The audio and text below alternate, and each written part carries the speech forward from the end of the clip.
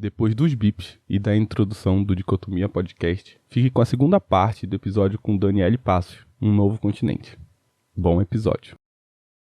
O que a gente precisa entender antes de falar sobre a ideia de América Latina, americanidade, essa ideia de América, né? Das resistências territoriais, das identidades, dessa construção identitária, sabe? Povos indígenas, originários, do povo negro, da formação intelectual, dos saberes, do próprio continente, o que é que a gente tem aprendido com esses novos olhares. Na própria definição do que aquela estátua representa, você já consegue pensar que algo de errado não está certo. Essa questão de contar uma única história, um único ponto de vista.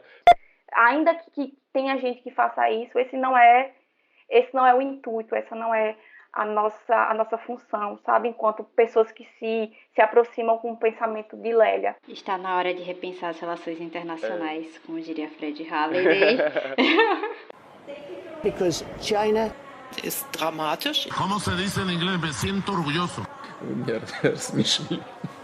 Não existe dicotomia. Dicotomia Podcast. Eu acho que com certeza a gente acho que se aproxima dessa ideia de repensar o internacional. Por exemplo, a gente busca muito referência lá fora. Tem dois autores bem interessantes que vão falar sobre esse internacional. Por exemplo, a Paula fez menção a repensar as relações internacionais e me vem logo de cabeça o Halliday. Como é que ele fala da nossa relação com o internacional, de tratar o internacional como um lugar lá fora.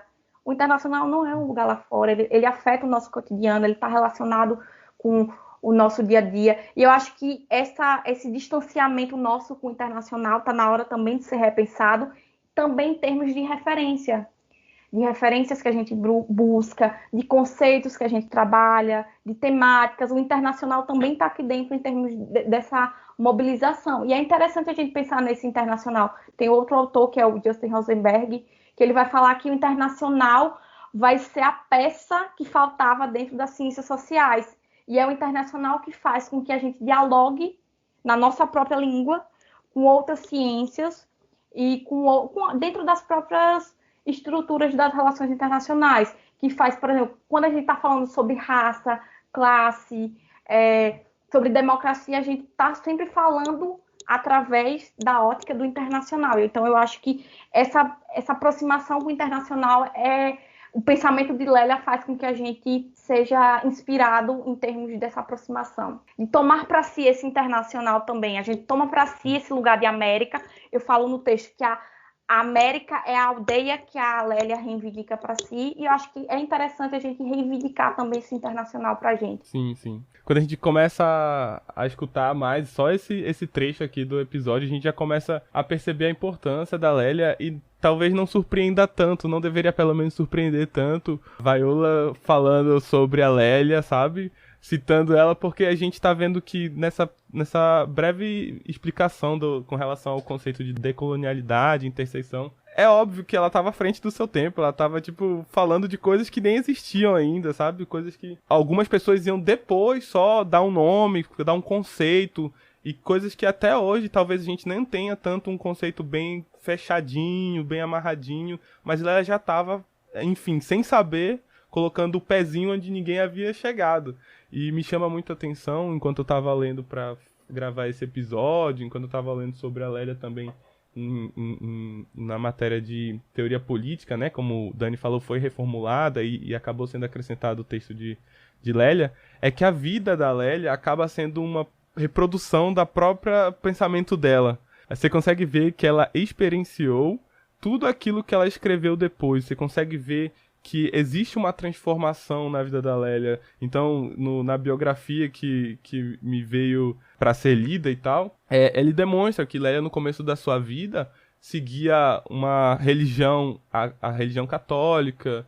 Então, era uma religião muito... Ela era muito assídua na religião ali, então era uma coisa muito mainstream, né, assim, digamos assim, uma religião muito popular e tal. Não era aquela religião que talvez seja mais periférica, né, digamos assim, mas vestia luvas, né, para imitar o modo europeu, cabelo alisado, salto, vestimentas também muito parecidas com a europeia.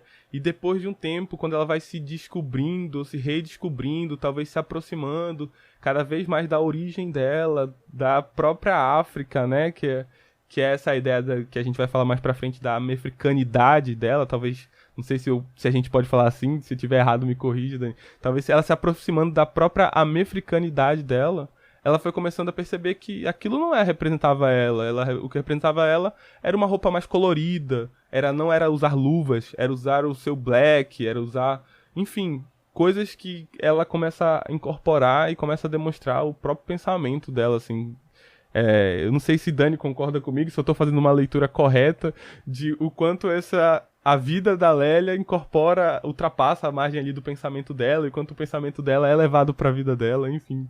Queria escutar um pouquinho de uma opinião um pouquinho mais conhecedora da Lélia. Nossa, eu acho que essas questões sobre a vida política, a vida pública, a vida pessoal dela, assim como um todo, é refletida na obra dela. Acho que a trajetória dela de se enxergar enquanto sujeito, uma mulher negra sofrendo racismo, sexismo, a própria constituição familiar dela, da família do marido, sabe, que era muito, muito complexa, diz muito sobre essas percepções dela qual o papel que ela exercia na sociedade, até que ponto a voz dela poderia ir, com certeza poderia ir muito longe. Ela desenvolveu isso brilhantemente enquanto estava em vida. Lélia foi um dos principais expoentes que vai apresentar os movimentos sociais brasileiros para outros países da América Latina, principalmente. Ela vai reforçar essa atuação da mulher negra nas políticas, na universidade. Ela vai introduzir, por exemplo, que nem a Ada falou, ela já estava pensando coisas muito antes, só depois conceituaram, mas ela já estava falando sobre isso, só não tinha aquele conceito. E é justamente isso que ela vai introduzir, pensamentos decoloniais que são capazes de questionar, por exemplo, o pensamento eurocentrado no imaginário de países como, por exemplo, o Brasil ou outros países que tinham sido colonizados no passado. Acho que essas questões, sabe, sempre aparecem na vida dela, no texto dela. Acho que tem essa ligação muito forte. E eu acho muito interessante o Adler trazer esse ponto de quem foi Lélia Gonzalez, o que ela quer, o que é que ela motiva a gente, como é que foi a trajetória dela, porque a gente dá uma cara para aquilo que a gente está estudando. A gente dá uma identidade, a gente dá uma nacionalidade, a gente dá um nome. Isso é muito, muito interessante, olhar essa vida e essa obra da autora. Então, trazer a trajetória da Lélia é também conhecer o pensamento dela. Por exemplo, a gente vê que ela é mineira, ela nasceu em Belo Horizonte, mas que ainda muito, muito nova, ela vai se mudar para o Rio de Janeiro. Ela é filha de uma empregada doméstica descendente de indígenas, de um operário negro, e em relação à trajetória acadêmica, intelectual e de militância dela, a gente pode perceber que ela é versada na multidisciplinaridade. Ela tem graduação em História, Geografia, que era, acho que a então Universidade do Estado da Guanabara, alguma coisa assim, que aí depois vai virar Universidade Estadual do Rio de Janeiro. Depois ela vai se formar em Filosofia pela mesma universidade. E aí você se pergunta, mas quando é que Lélia entra na militância? Quando é que Lélia vai participar dos movimentos? Gente, é só aos 40 anos que ela vai dar início ao movimento negro, a participação dela em termos de militância. E ela vai se tornar uma forte ativista. Ela vai trazer essa pauta muito forte nas reuniões sobre essa identidade, sobre essas raízes africanas, para conscientizar os militantes, as militantes. E é interessante a gente falar que também nessa esfera da vida política dela, ela vai ter uma participação na formação do Partido dos Trabalhadores, da atuação da Lélia junto ao Partido Democrático Trabalhista, salvo engano é PDT, ou seja, a participação dela do PT e do PDT. Tem a formulação, ela participou da formulação da Constituição de 1988, ela já falava sobre aborto, sobre direito das mulheres, e isso é muito interessante. Então, quando a gente vai pensar na Lélia, a gente tem muito orgulho de falar que ela foi uma renomada antropóloga, professora militante do movimento feminista, militante do movimento negro, que ela foi pioneira nos debates sobre gênero e raça no Brasil, que ela traz essa ideia de concepção afro-latino-americana. E a gente pode perceber que a Lélia, ela consegue mobilizar muitos conceitos. Acho que uma das escolhas principais em termos de autoras para eu trazer para o trabalho foi essa capacidade que ela tem de definir e mobilizar conceitos. E como é que esses conceitos se relacionam? Que é em relação à africanidade, a ideia de feminismo afro-latino-americano, racismo por denegação, português, várias dessas coisas que a gente acaba trazendo o pensamento dela. E como esses conceitos se relacionam nos textos que ela construiu, acho que isso também é muito, sabe, traz uma essencialidade para a obra dela. E a gente não pode deixar de falar do reconhecimento internacional. Vem crescendo substancialmente os estudos sobre a Lélia aqui no Brasil, mas fora do Brasil também. A gente trouxe o exemplo da Angela Davis, reconhecendo a apoteose e a potência que é a Lélia Gonzalez. Isso acaba abrindo os nossos olhos para estudar outras autoras também brasileiras e entender como é que funciona esse pensamento. Ela debate com outras figuras importantes do pensamento brasileiro. Ela critica Caio Prado Júnior, ela critica Gilberto Freire, ela vai falar, sabe, sobre o mito da democracia racial. Isso é gigante que ela faz. Meu irmão. Eu lembro que eu acho que ela foi uma das fundadoras também do movimento negro unificado. Eu acho que ela participou bastante coisa assim, ter lido bastante sobre a participação dela. Ela gostava muito de estar na rua, né? Ela gostava muito das rodas de conversa, de participar ativamente. É muito interessante essa parte realmente da Lélia. Trajetória de milhões. Exatamente. E Lélia era uma autora muito generosa. Ela dava crédito às pessoas, sabe? Ela ia beber na fonte de um autor, ela acreditava aquilo. A linguagem que ela usava nos textos dela. Claro que ela tinha o rigor teórico. Ela é uma teórica muito forte, muito potente. Eu acho que fico frisando isso porque só quem conhece a obra dela vai conseguir perceber essas questões. Sabe? É uma trajetória de ascensão teórica muito forte, sabe? Ela tem esse rigor, ela tem esse rigor teórico, metodológico, mas ela se aproxima com o público.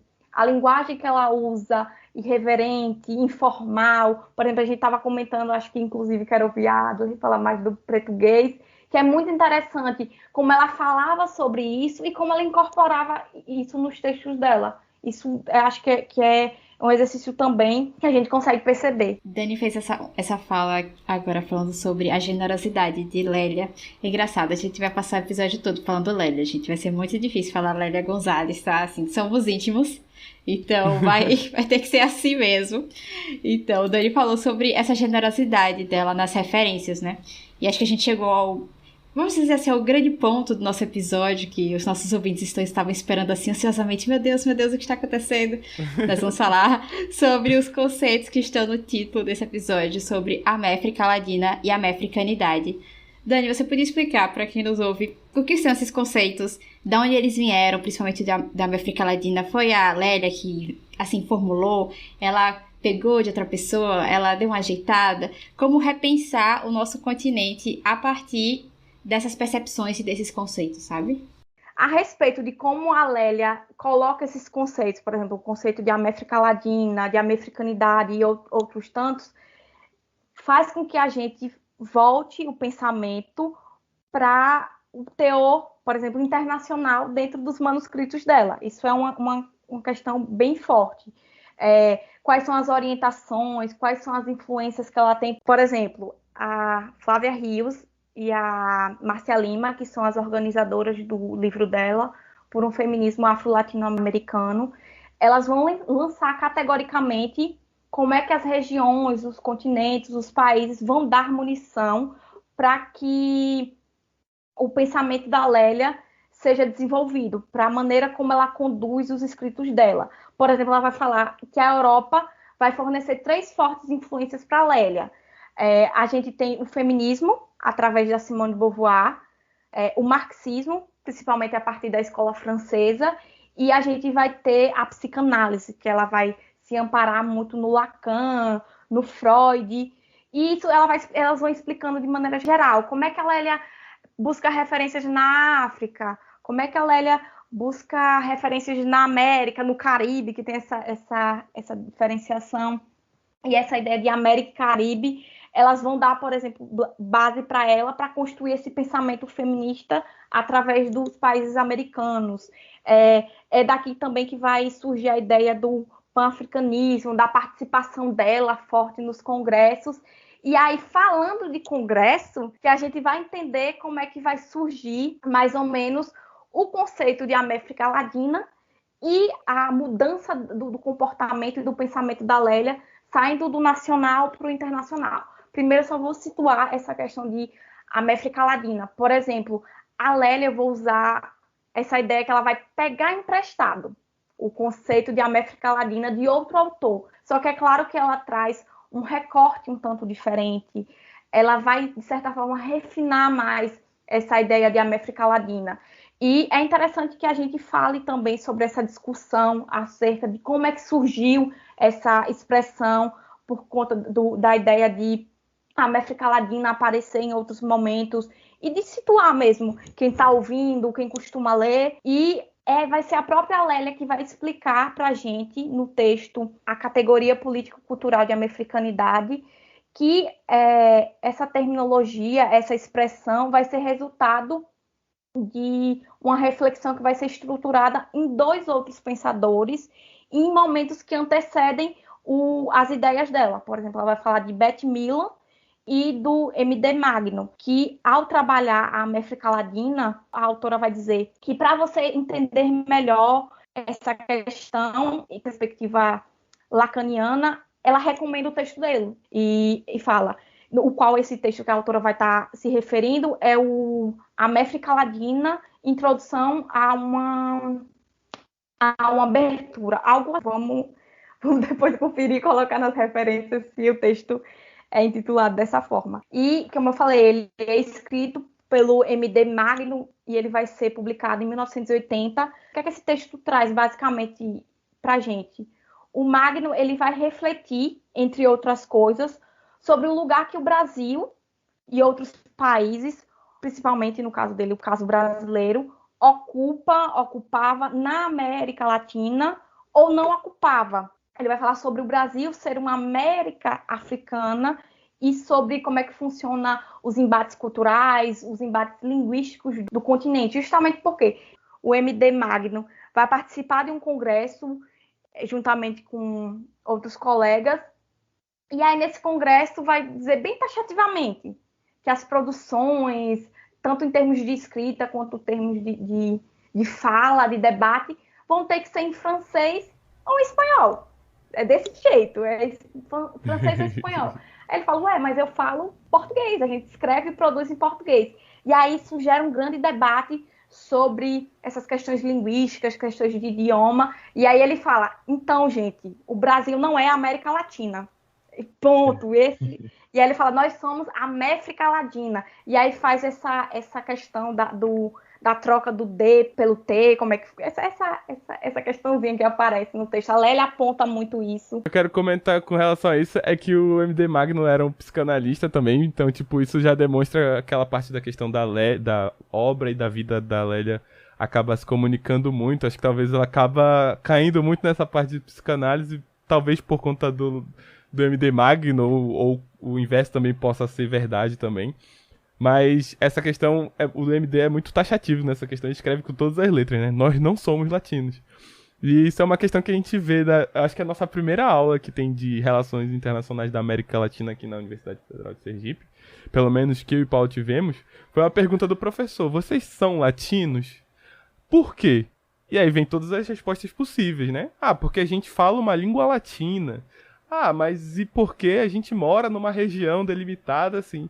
E todas essas explicações, é claro que a gente não quer entrar tanto nesse assunto aqui, mas todas as explicações que você, ouvinte, estiver dando, justificando o porquê você é latino, vai ter uma exceção. Não brigue com a gente, mas vai ter uma exceção à regra. E você vai falar, realmente essa regra talvez não tenha tanta validade. Então, o ladino é de fato interessante para referenciar isso, essa troca do T pelo D, para negar o latino, né? Inclusive, em uma das leituras aqui, tem muita discussão com relação à origem disso, da palavra ladino, porque significa também uma pessoa que seja esperta, alegre. O ladino também, no período colonial, era chamado o negro que já estava no Brasil, já estava acostumado com o Brasil, né? O negro, no caso que eu tô falando, do escravo, né?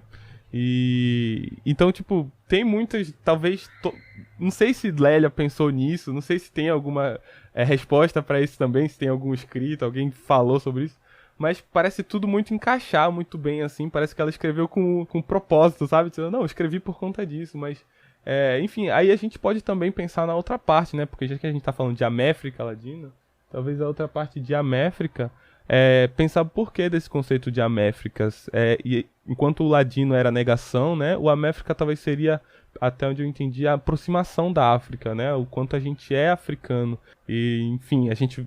acho que Dani pode falar um pouco mais sobre isso e talvez entrar nos próprios conceitos que a Lélia falava, né, do português, enfim, os exemplos que ela começava, inclusive, a colocar em prática em suas palestras, enfim. Como é que a gente se vê, como é que a gente se aproxima dessa África que por muito tempo e que ainda assim hoje em dia a gente encontra muitas pessoas negando a África, sabe? As nossas origens, no sentido de cultura, no sentido de aproximações, a gente ainda continua negando muito. Como é que a Lélia acaba formulando essa parte da Améfrica? Tem uma autora, na verdade, e um autor, que são a Flávia Rios, que já estuda Lélia Gonzalez há muito tempo, e o Alex Hatz, que eles vão notar quando é que acontece essa mudança, essa viradinha de chave do nacional para o internacional, quando é que ela vai emergir esse conceito de americanidade. Lélia escreve e publica os textos em 1988, tanto a categoria político-cultural da americanidade, quanto do feminismo, por um feminismo afro-latino-americano. E aí, Rios e Hatz, eles vão notar que foi a partir da década de 1980 que a Lélia vai dedicar os estudos para ir adiante dessas demarcações nacionais.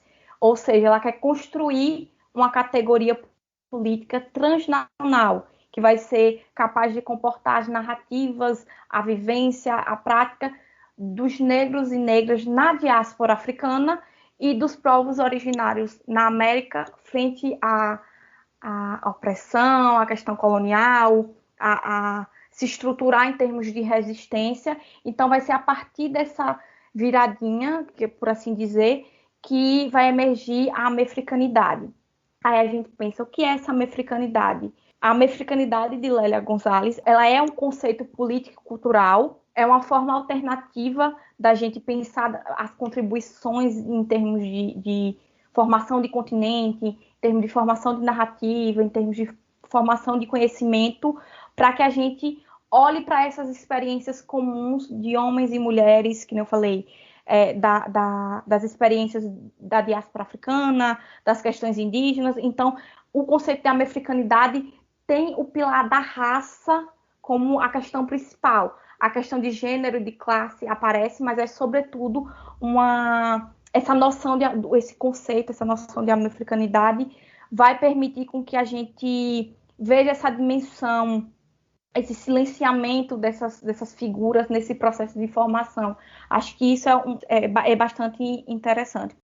E aí, quando a gente vai mais uma vez se debruçar sobre o conceito de americanidade, percebe-se que trata de uma tentativa de enxergar criticamente, com um enfoque, de certa forma, novo para as pessoas, né? Porque eu acho que para quem é ligado mais nessas questões feministas, questões que quem tem essa veia ligada a pessoas negras, pessoas indígenas, não é tão novo, não é um enfoque novo.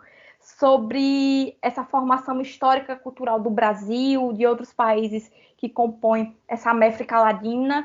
E é interessante que a gente pense que esse Brasil e essa região, ele não é o que se afirma ser, ou então não é o que afirmaram por ele ser, entendeu? Que tem contornos exclusivamente europeus, brancos, sabe? Não é isso. O continente americano é formado forjado, constituído e desenvolvido a partir de mãos, de vozes que não são, que não fazem parte desse escopo branco, europeu, sabe? A gente tem que romper mais uma vez com a ideia. A gente está toda hora frisando isso, porque eu acho que isso faz muito interessante para a gente romper com a posição imperialista de outros países que, por exemplo, se afirmam enquanto América, se afirmam enquanto detentores do que é essa América, do que a América pode produzir, do que é o foco dessa América. Acho que não, a gente estava falando sobre quais são os desconfortos que a Lélia vai germinar. Toda vez que eu tô pensando sobre esse conceito da americanidade, tem uma questão que eu gostaria de trazer, que você comentasse também, né? Que acho que pra mim, quando eu leio, parece que a americanidade é uma questão de resistência, sabe?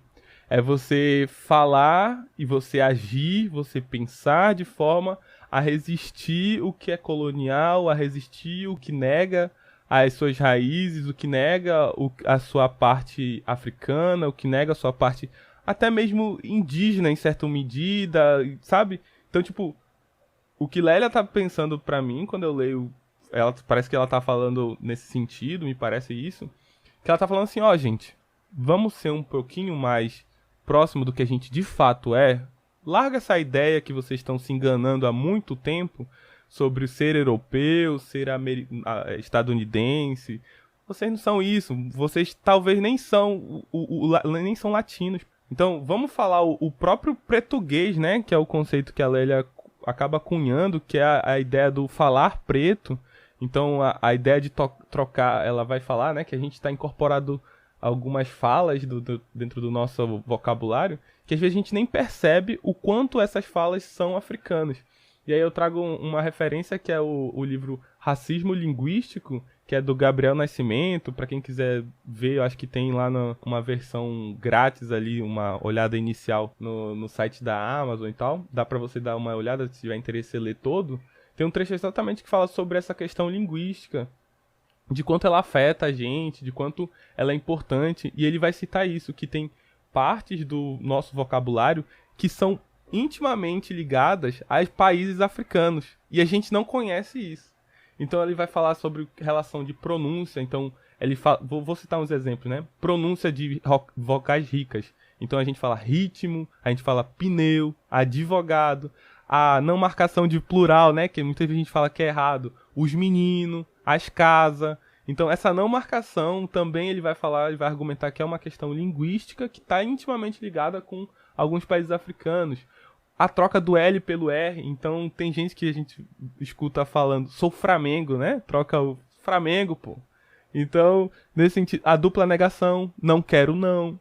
Então, ele vai falar que essa parte linguística, né? Talvez nesse sentido, o português que a Lélia falou, inclusive Dani trouxe pra gente essa informação que ela usava durante as suas falas em congresso e tal, é uma forma de resistência. A gente falar e assumir que aquilo ali também é uma forma correta, também faz parte da nossa cultura e também faz parte da gente como seres políticos, como seres viventes da nossa sociedade, sabe? Eu não sei se eu tô certo nesse sentido, pelo menos foi a minha leitura. Tem coisa mais do cotidiano do que falar os meninos não existe. É uma coisa assim que já tá na boca. E até antes desse episódio, Paula, por exemplo, você sabia dessas questões que tinham essa relação intimamente com línguas da África, sabe? Não, isso eu sabia porque eu fui numa aula que falava sobre...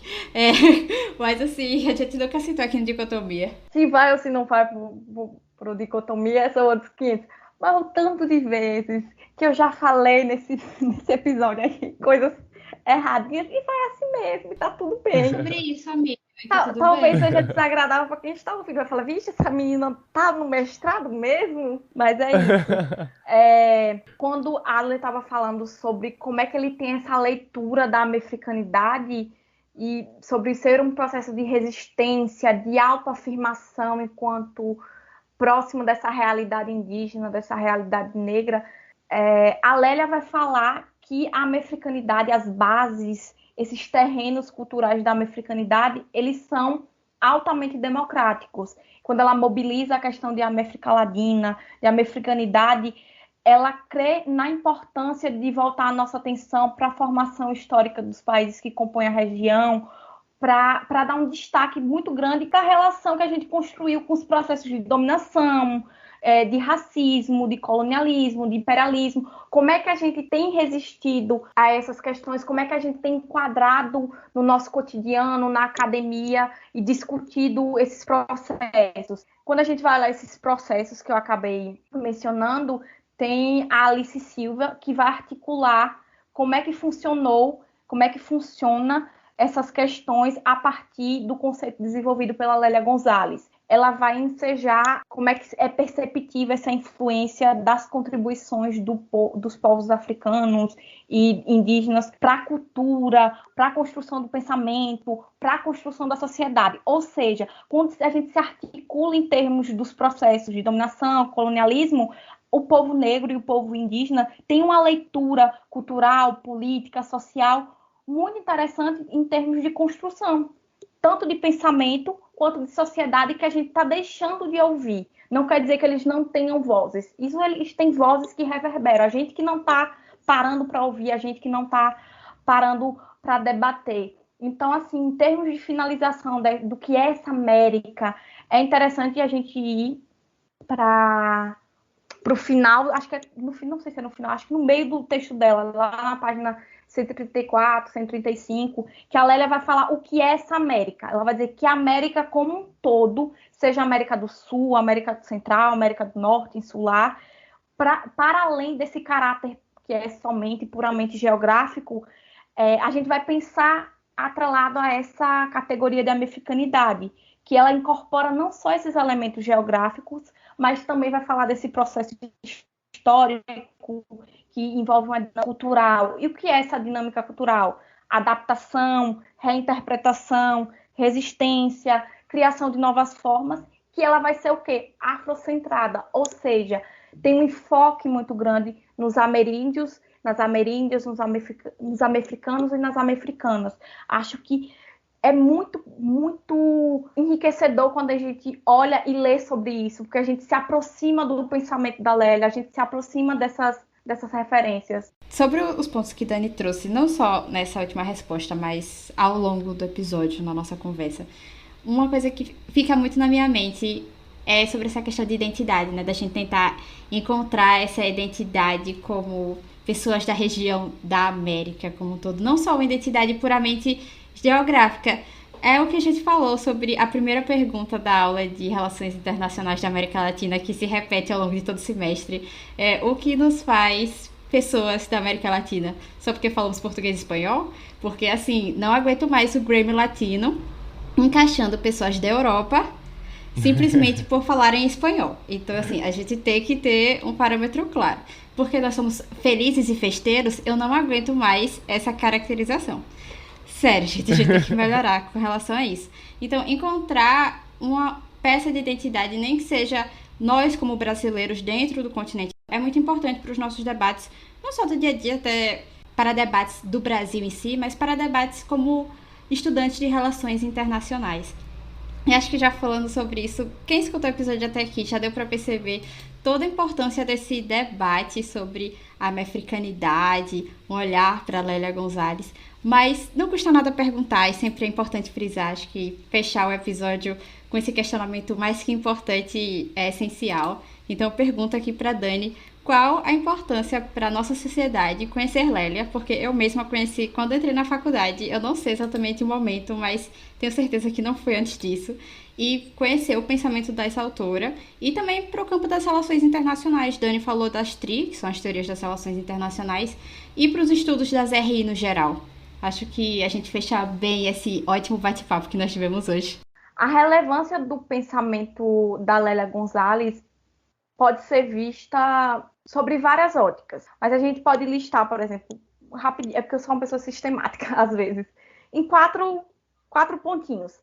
Do ponto de vista intelectual, acadêmico, do ponto de vista para as sociedades como um todo, e essa dimensão político-pessoal, e no caso das teorias das relações internacionais. A gente pode trazer essas 4 questões rapidinhas aqui para a gente finalizar o episódio e até mesmo recapitular alguns pontos que a gente trouxe do pensamento da Lélia Gonzalez. Do ponto de vista intelectual, acadêmico, o entendimento acerca dessa configuração do pensamento da Lélia, como é que ela mobiliza esses conceitos que ela traz, o que é que ela repensa, o que é essencial, faz com que a gente explore diferentes conceitos, que a gente explore abordagens teóricas na diversidade, na divergência. Ela contribui muito para o processo de expansão teórica do pensamento brasileiro, com quem ela dialoga, com quem ela discorda. Isso tudo é muito interessante. Eu uso essa palavra interessante todo momento, porque realmente, gente, é muito interessante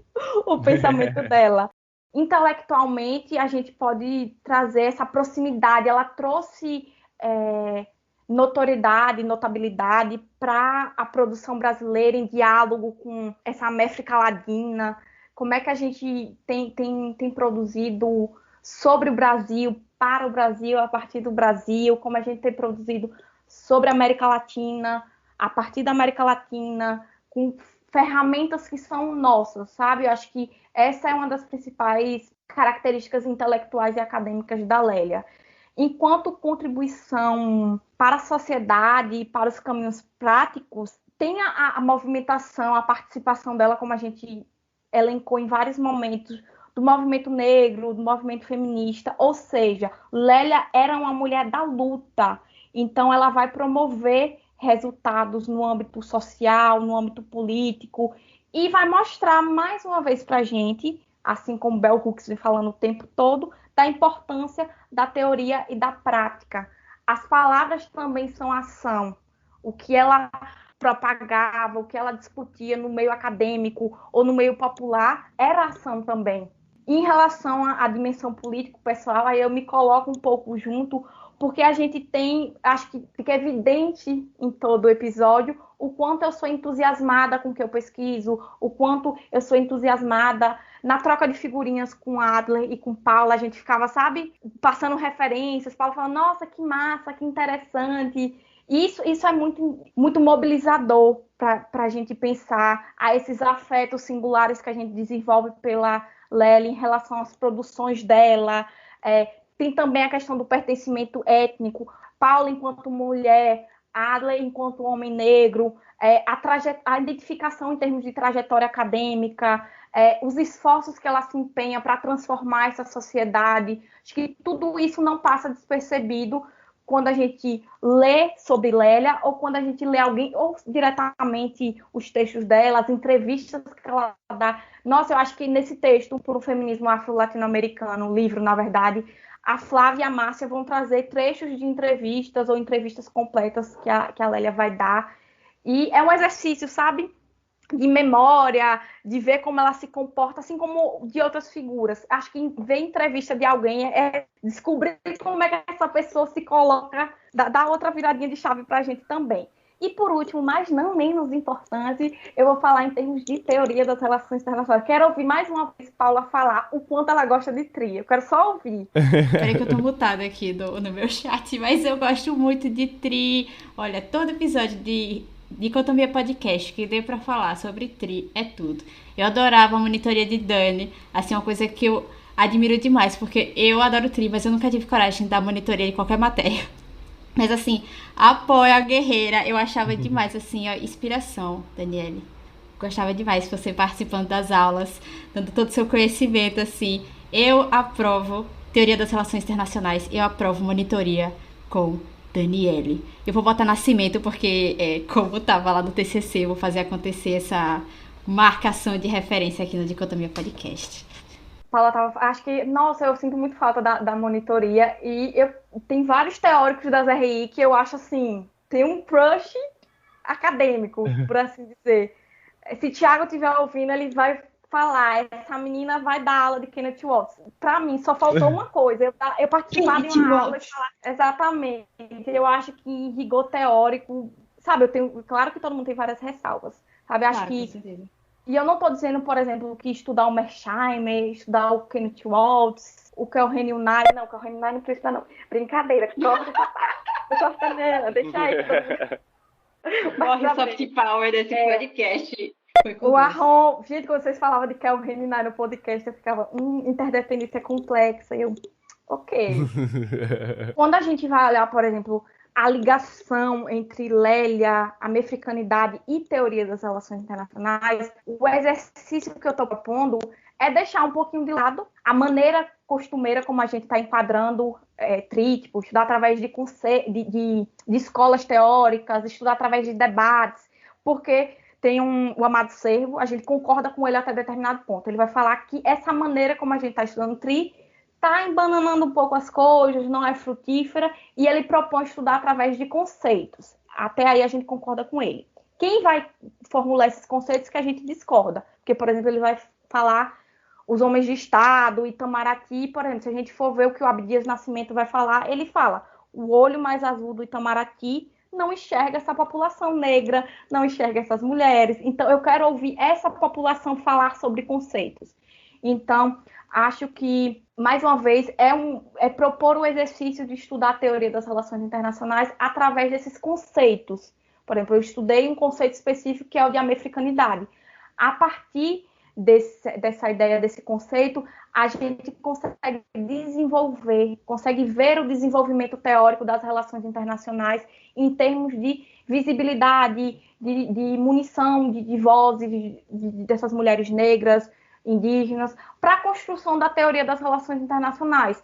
É em termos de conteúdo e de representatividade, que você não precisa ter uma mulher lá escrevendo. Não basta ter uma mulher escrevendo, a gente tem que ver o que ela está escrevendo de fato. Então, essa mobilização de conceitos é isso. Esse exercício, por exemplo, que eu fiz, eu convoco agora abertamente Paula, Ale, quem estiver ouvindo o Dicotomia, a pensar outros conceitos brasileiros, de teóricas e teóricos brasileiros, que você acha que pode se relacionar e podem contribuir com o internacional, com a teoria das relações internacionais.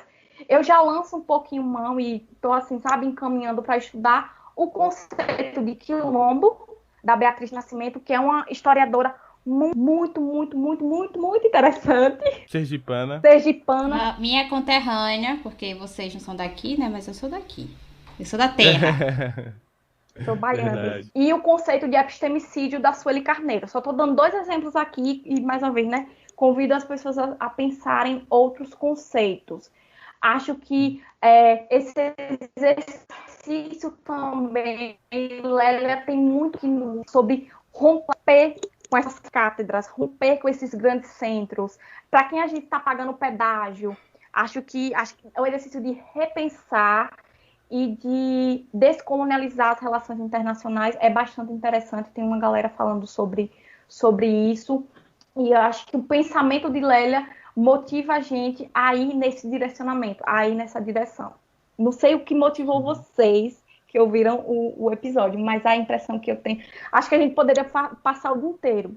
O episódio está aqui, a gravação só 2 horas, para falar só sobre a relevância do pensamento da Lélia. E, mais uma vez, eu não me coloco na condição de especialista em Lélia Gonzalez, eu me coloco na condição de aprendiz, uma pessoa que está pesquisando, que está estudando sobre... acho que desde 2020 que eu estou pesquisando Lélia Gonzalez, mas assim, sou um bebê dando passos. Acabei de entrar no mestrado, estou aprendendo muito no mestrado, acho que tem 2 semanas de aula e eu estou assim, sabe, fervilhando, repensando, pensando de novo a minha pesquisa. Acho que me coloco sempre como disponível, eu adoro conversar sobre isso. E acho que em todo momento, o quanto eu tenho um carinho por teoria das RI, o quanto eu tenho um carinho pela Lélia, o quanto eu me esforço para entender e para pensar sobre isso, me coloco sempre muito disponível das pessoas, de dialogar sobre o meu trabalho, porque eu acho que essa é a parte mais interessante de quem está fazendo pesquisa, é se aproximar daquela que está lendo o seu trabalho, porque esse trabalho não é meu, esse trabalho é nosso, é um trabalho coletivo. Sabe, a escrita pode ser individual, mas o trabalho em si é coletivo. Desde da minha trajetória, os textos que eu pego como referência, com quem eu converso. E a gente tem certeza que você será uma ótima profissional. E no futuro, já que você não quer ser chamada de especialista agora, no futuro, sem dúvida, será uma excelente especialista sobre... Especialista. esse tema. E a gente agradece demais, Dani, porque a gente conhece você mais de perto, a gente sabe do esforço que você tem com relação ao que você se propõe a fazer. A gente já citou durante esse episódio as monitorias. E a gente também convida as pessoas que estão escutando a gente a entrar em contato com o Dani, caso tenha algum interesse, caso queiram trocar figurinhas com relação a alguma leitura. A gente também reforça o convite dela, talvez, de falar sobre repensar, né, novos conceitos, quem sabe levar para sua própria sala de aula, se você for estudante de Relações Internacionais, trazer esse debate, sei lá, confrontar com linhas de pensamentos mais centrais, enfim, trazer essa perspectiva para dentro da sala de aula também é importante, mas não é mais importante do que talvez falar sobre ela nas ruas, nas rodas de conversa, falar com seus amigos, enfim, Com falar seus sobre queridos. a Lélia e todos esses autores que, enfim, são sensacionais do início ao fim. Eu acho que é isso. Por fim, acho que a gente está terminando o nosso episódio. Eu quero agradecer, Dani, demais, porque eu gostei muito do papo. Acho que foi muito proveitoso, foi muito legal, foi muito enriquecedor. Espero que tenha sido minimamente enriquecedor para todos também que estejam ouvindo a gente. E é isso. Obrigado, Dani. Quando quiser participar do Dicotomia de qualquer outra forma, a porta tá sempre aberta, assim. Ai, gente, eu queria uma carteirinha de fã. Quando é que vocês vão botar? Gente, é sério, o episódio com Maria Milena e Ana Cecília.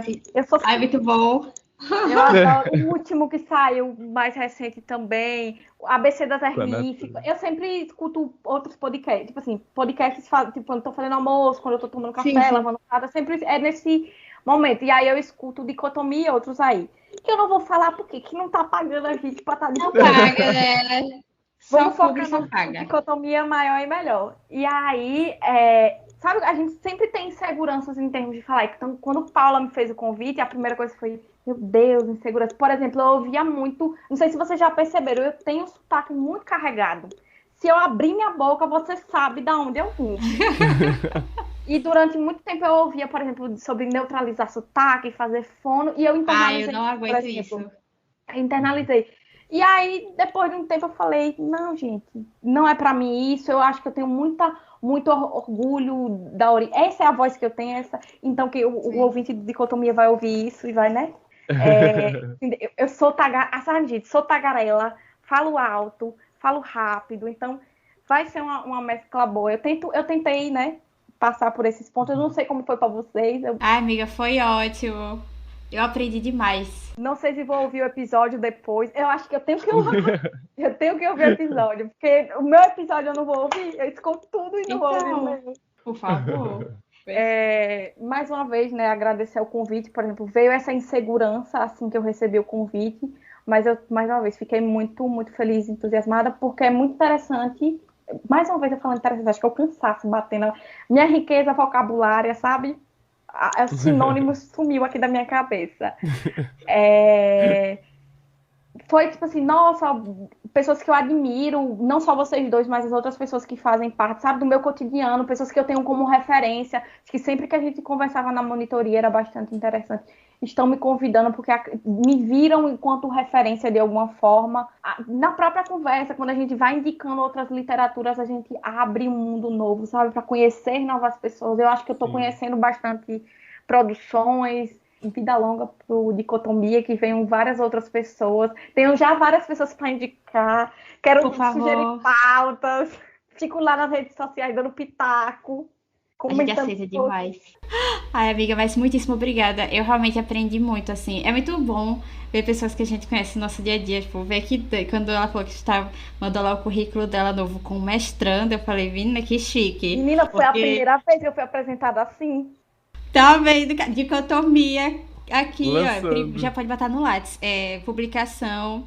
Como é que bota no Lattes? Publicização de ciência e tecnologia, entrevista um Dicotomia Podcast como mestranda. Vai ficar eternamente. Mas eu fiquei muito feliz mesmo de escutar a Dani falando assim, porque tipo, a Adla já tinha feito um trabalho sobre a Lélia, Dani fez o TCC dela falando sobre a Lélia. Eu conhecia razoavelmente, assim, das conversas do dia a dia, eu realmente nunca tinha parado para ler mais, e quando eu entrei em contato com Dani, ela me passou uma literatura muito interessante, eu li o trabalho que a Adla escreveu também, e eu aprendi muito. Eu trabalho de Adler agora. Não queira. Quero ler sim. Gente, é sério, fico doidinha para publicar junto, viu, Adler? Estou aí, a Paula, quiser publicar qualquer coisa junto comigo, estou totalmente disponível, totalmente aberta. Na verdade, eu preciso publicar por conta do mestrado, né? Mas, amiga, só uma última coisa. Acho que a gente já deu várias indicações ao longo do episódio, mas, assim, tem uma que você queira indicar especialmente, assim, pra gente fechar o nosso bate-papo de hoje? Tipo assim, indico esse aqui, vocês precisam ver de todo jeito. A sua O indicação livro do dia. dela, eu acho que a principal indicação é o livro para o feminismo afro-latino-americano, que é organizado pela Flávia Rios e a Márcia Lima. Acho que a gente pode depois deixar disponível outras indicações, mas eu acho que esse livro é a principal referência. Acho que é isso. Valeu, Dani. Tchau, tchau. Até a próxima. Mas, ó, não se esqueçam de nos seguir nas nossas redes sociais, Adler. @dicotomia_cast. É isso, até um próximo episódio, galera. Tchau pra vocês.